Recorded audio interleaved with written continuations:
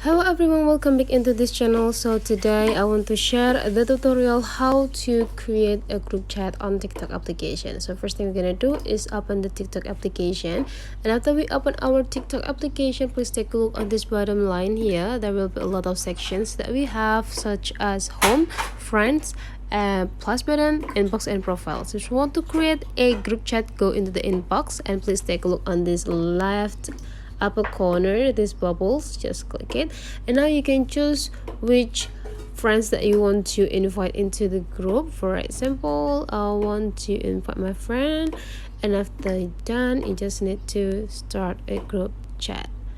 And now you can start saying hi or saying hello, or even click the recommendations emoticon from TikTok.